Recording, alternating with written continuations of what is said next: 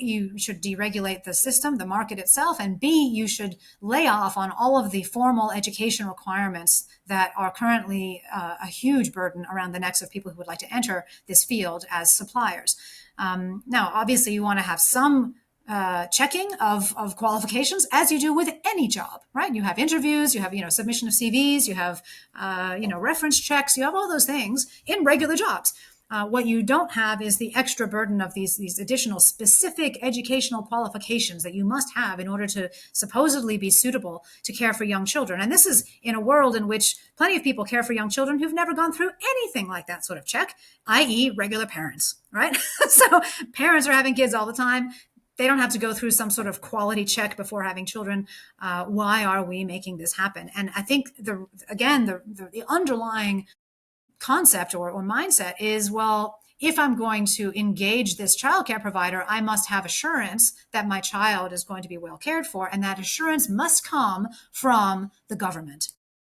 That's why the government has become more and more and more and more involved in this quality verification system. So that's number one, is get them less involved in regulating the market, and also reduce the requirements on individual childcare providers to have these various particular and precise educational qualifications and achievements in order to somehow verify that they are capable of looking after young children. So that's the first.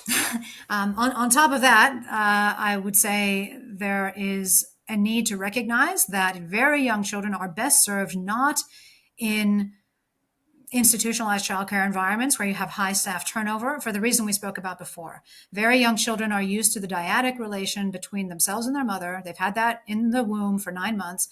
When they come out, they still will have that. They breastfeed. Usually they're very, very close to their mother. That's the model they have. To become a functional operator in the wider world requires a bit of a transition between that, very dyadic, powerful experience, as I often say, the kind of archetype of human love, to a situation where you're able to have relationships with multiple different adults and peers and, people at large.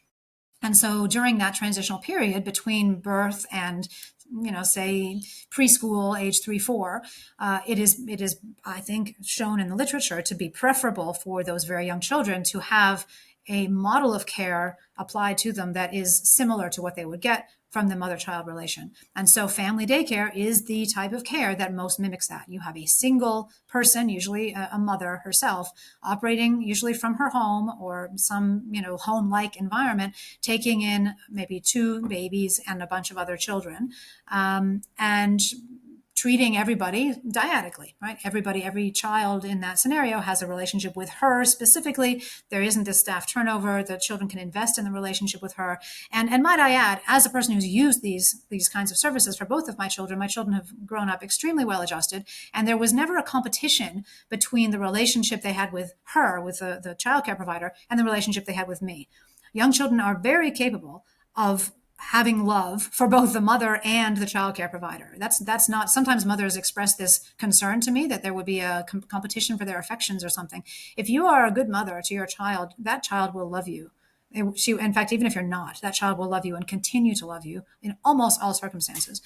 You can simply help that child by enabling them to have a good dyadic relationship with their carer through choosing family daycare if possible. So I say in the report as my third primary recommendation that very young children, infants and toddlers, have preferentially this kind of family daycare opportunity rather than being put into institutionalized care.